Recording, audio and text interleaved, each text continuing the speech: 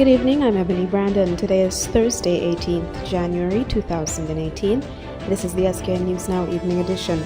In the headlines tonight, nationally, Dr. Terence Drew has accused Ministry of Labour PS Ron Collins of putting government employees' health in jeopardy.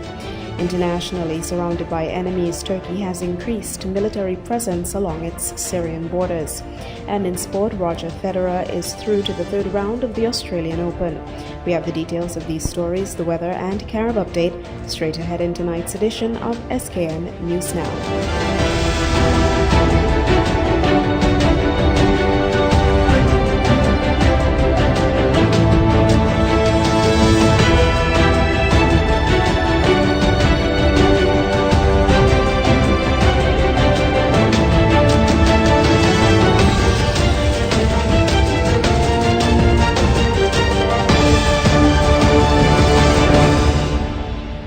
Ron Collins, one of the key people at the center of the Bastia High School debacle over the safety of the campus for both faculty and students, is now being accused of forcing government workers to occupy office space which was deemed a health risk.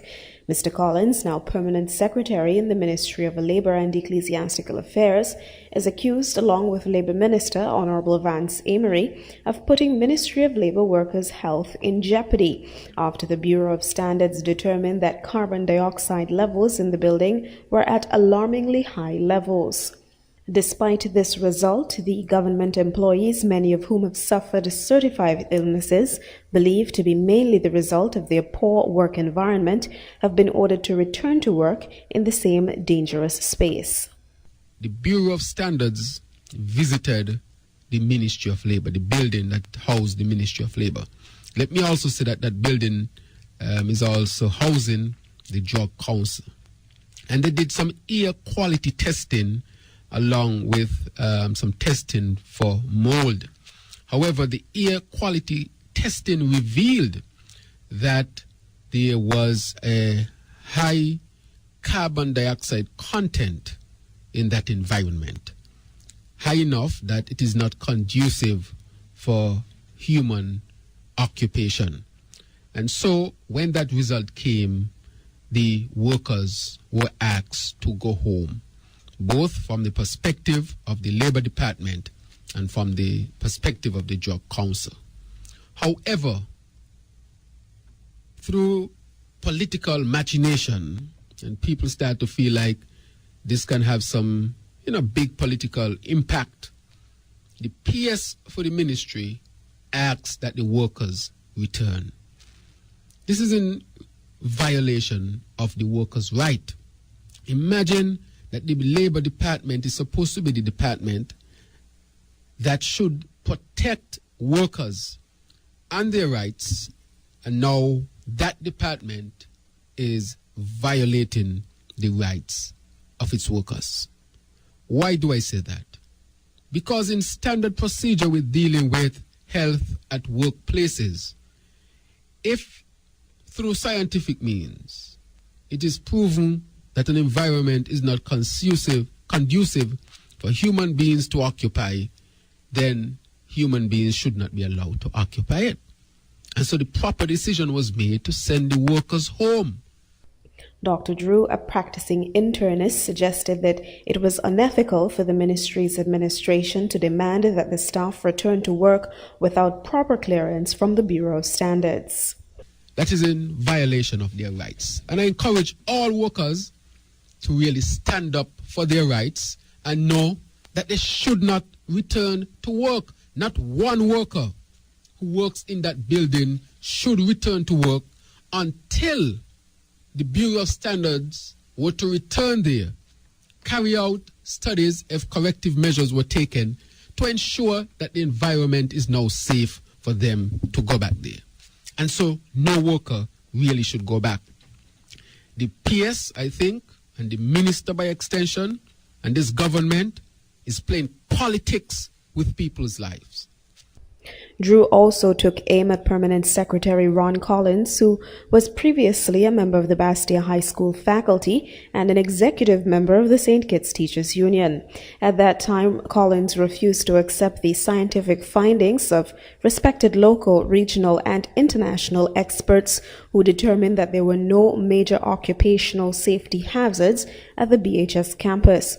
Drew said it's a burning shame that now faced with a real and serious occupational safety and health crisis at the Ministry of Labor, Collins is turning a blind eye. We remember the Bastia High School. We remember who was at the forefront of the issue of the Bastia High School when the scientific organization said that the building can easily be cleaned and reoccupied. People, for political reasons, determined that the Bastia High School could not be reoccupied. And I'm sure that those who spoke, and I heard the Honorable Marcella Libert spoke about the PS for tourism, who was then the head teacher of the Bastia High School, none of whom would have had a scientific background. Yet they were making scientific decisions. And of course, this was basically for political expediency. So now the PS for Labour is dealing with a real health issue. He's putting politics above the safety of the workers at the Ministry of Labour. This is really sad. And I want the workers to know, it doesn't matter which side of the political divide you are. What matters more is your health and your well-being. That is more important than petty politics. In other news, Stanley Knight, Permanent Secretary in the Ministry of Sport, Youth and Culture, says in addition to ongoing development and improvement of existing sport facilities, one area which will not be neglected is their maintenance. In explaining the initiatives the Ministry of Sport is presently undertaking, Knight revealed that the total value of the sport facilities in the Federation exceeds $200 million. He continued that this represents a major investment of the people's economic resources and must be protected. The first thing is our initiative in terms of our physical facilities. Within the last 12 months, we have added two very key persons to our staff. One is basically a facility maintenance technician. Someone who, when the toilet breaks, can fix the toilet, when the door drops off, because persons don't realize it, but the 34 facilities that are currently under the care of the sports department has an invested value of over $200 million. Now, persons like to say $200 million of the government's money, but I like to say over $200 million of the people's money. So we have invested over $200 million in this. So we have added two persons. One is a facility, I keep getting that wrong somehow, a facility maintenance technician, and also a venues manager, someone with an engineering background who can actually do long-term plans and scope of work in order to upgrade. Mr. Knight went on that efforts are also being made to ensure that all communities have access to the best possible sport and recreational facilities. So what we have done is that we have now commissioned lights for the playing field directly below the Diekbe Primary School so that they have a place that they can practice, but not just them. That the entire community, who very often migrates to work, they commute to work, when they get back home, they have a place that mommy and daddy can take the child. Yes. So that type of investment, we have added lights in Tabernacle, in Keon, in Boyd's, as well as we are looking at adding additional facilities. We are speaking with the newly formed St. Kitts Nevis Tennis Association, where we can add more tennis courts and upgrade the courts around the day.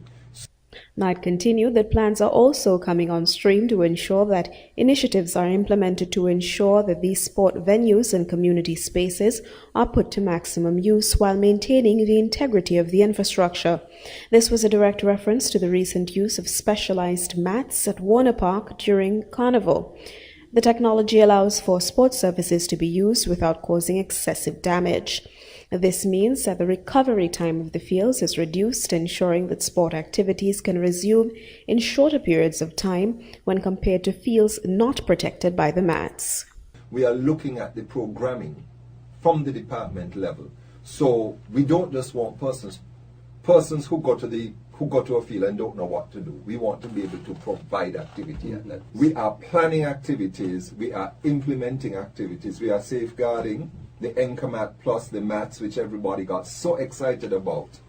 While they were used in Warner Park, they are designed so that you can have a multiplicity of function at all of our facilities, where we can, protect the grass and encourage wider use of the facilities by the communities. Reports of the recent sexual assault of a Central Bastille woman have been confirmed by police, who are now on the hunt for the perpetrator. Based on available information, a neighbor heard screams from the woman's home and alerted authorities. It was later uncovered that at about 10 p.m., the attacker entered the home and initially attempted to rob the woman of her jewelry and money. He then threatened to shoot her before sexually assaulting her. The police are appealing to persons who may have information about the attack to contact the Special Victims Unit at the Bastille Police Station at telephone number 465-2241, the nearest police station, or Crime Stoppers at 1-800-8477. Meanwhile, faced with yesterday's homicide in Nevis and the violent sexual assault of the Bastille homeowner, police are still holding out hope that they will be able to reduce the incidence of gun-related, violent, and other major crimes in the Federation this year. During the unveiling of the police's 2018 strategic plan earlier this week, Commissioner Quealy said preliminary 2017 statistics are encouraging, as, in his view, they provide evidence that the 6-point plan for the reduction of homicides and violent crimes 2015 is working. The 6-point plan covered targeted operations, crime prevention strategies, intelligence-led policing, collaboration with other agencies, engagement of stakeholders, and continuous training and improvement in administration. According to Quealy, while crime detection rate remains a sore spot for the force, there were decreases in the number of murder and manslaughter offenses in 2017, from 31 in 2016 to 23 in 2017. That corresponds to a 26% decline. There were also decreases registered in the number of shootings with intent cases, which fell from 26 in 2016 to 17 in 2017, a 35% drop. Attempted murder offenses totaled 37 in 2016, which fell to 28 in 2017, a 24% decline. There was also a decrease in the number of incidents of wounding with the use of a firearm, which was down by 20%, while the number of illegal firearms recovered by the police rose from 36 in 2016 to 47 in 2017. The improved data was credited to greater police presence across the country and more emphasis being placed on community policing. While the statistics showed improvement in some areas, there was a 26% increase in malicious damage last year compared to the same period over 2016. Similarly, robberies were up 42% over the same comparative period. Sexually related crimes and break-ins both went down by 2% in 2017. In other developments, the Ross University Medical School students and faculty who found refuge in St. Kitts and Nevis after Hurricane Maria destroyed their campus in Dominica have moved on. The students were welcomed into the Federation on the cruise ship GNV Excellent, where they lived while they continued their studies at their sister campus here. The 1,400 students and faculty, the majority of whom are American citizens, have moved on to the Lincoln Memorial University in Tennessee, where they resumed classes on Monday this week. Ross University indicated that an agreement was reached with that institution to ensure that the students' education carries on smoothly. Meanwhile, work to restore the Dominica Ross University campus is ongoing, and while there is no word on when it will be completed, it is expected that the students will eventually return there to complete their studies. And that wraps up our national developments this evening. Stay with us. Still straight ahead in tonight's edition of SKN News Now, sport, the weather, and today's international developments.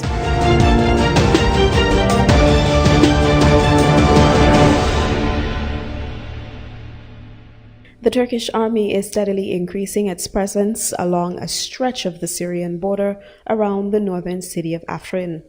Turkey's President Recep Tayyip Erdogan has been threatening to attack Afrin, controlled by the Syrian Kurdish army group YPG, for almost a week. Turkish troops are present inside Syria on its southern edge, and to the east are Turkish-backed Syrian rebels, so Afrin is effectively surrounded. Stephanie Decker reports. The Turkish army is steadily increasing its presence along this stretch of the Syrian border. President Recep Tayyip Erdogan has been threatening to attack the Kurdish-run area of Afrin for almost a week now. There has been sporadic shelling. Afrin lies in the northwest of Syria. Turkey borders the area on the north and west. Turkish troops are present inside Syria on its southern edge, and to the east are Turkish-backed Syrian rebels, so it is in effect surrounded. Afrin is one of the autonomous enclaves controlled by the Syrian Kurdish PYD party and its armed wing, the YPG. The YPG has been working with the US in order to push ISIL out of Syria, not in Afrin, but further east of the Euphrates River. And Turkey sees the YPG as an offshoot of the Kurdistan Workers' Party, or PKK, which it, together with the US and Europe, considers a terrorist organization. Afrin has been relatively peaceful throughout this war, and it hosts tens of thousands of internally displaced Syrians. The Americans have never had a presence here, unlike the other Kurdish-run area of Syria, but the Russians do. And Ankara says it has every right to protect its borders. The timing is interesting. Even though, Afrin has been there for quite a long time, it has never posed a serious security threat for Turkey. But Erdogan probably needs this kind of nationalistic, rhetoric, and potentially use his military in order to be able to gain more votes, especially with the upcoming elections in Turkey. So I think the domestic factor cannot be, set aside when it comes to the potential incursion into Afrin. Tensions have been stoked further in recent days by the US announcement of a so-called border force, which will be based east of the Euphrates along the border with Turkey and Iraq, and the YPG will form its backbone. The United States, a NATO ally, supports a terrorist organization that threatens Turkey. Can this be acceptable? It's unacceptable and inexplicable. But US Secretary of State Rex Tillerson says it's not a border force. The US role has been misportrayed, and Turkey is owed an explanation. He says the build-up is aimed at countering the resurgence of ISIL, will be internally focused, and is important for the stability of Syria. However, that's not what others involved in Syria's war think. Ankara, Tehran, Moscow and Damascus have all voiced their opposition to the force. Once again, it highlights the complicated nature of Syria's war. ISIL's been pushed out of most of the territory that it once held, and so the battlefield is becoming perhaps even more complicated, with each side trying to carve out its sphere of influence. And it seems the Syrians are the ones that hold the least sway of all. South Africa's Cape Town, which has seen its worst drought in a century, could run out of water by April 22nd. Miriam Adalio reports on what the so-called Day Zero would mean for the port's city tourism industry in general, and its residents in particular. Cape Town, which attracts about 2 million tourists a year, is facing its biggest water crisis ever. Mayor Patricia de Lille warned of a dire situation as drilling into one of the major aquifers under the city began last week. We're losing 1% of our dams, 1.5 every week. Our dams for the first time is below 30%, and I'm really worried.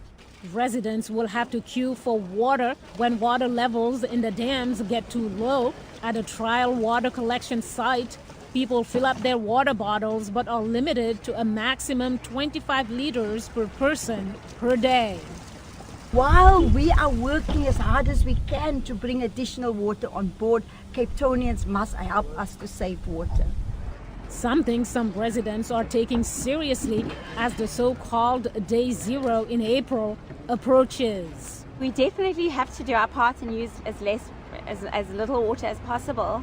But I do hope that the government is doing something to prevent Day Zero, because it will be a national crisis. It will be honestly horrific. We can't bath anymore. We must just shower, and every other day we shower to save water. But we make do. But one businessman wishes there were alternatives other than having to switch off all the taps and close his hotel when the city runs out of water. There are countries in this world that have proven that there are ways to deal with drought and with desert regions. One has to look at the Middle East and see what Israel did to a desert there in respect of desalinization. And I know India are also doing a lot of good work with desalinization. Cape Town is one of South Africa's hottest tourist destination. About 9% of the country's $33 billion economic output last year came from the tourism industry, according to the World Travel and Tourism Council. And that wraps up our international developments this evening. Stay with us. Still to come, sport, the weather, and Carib Update.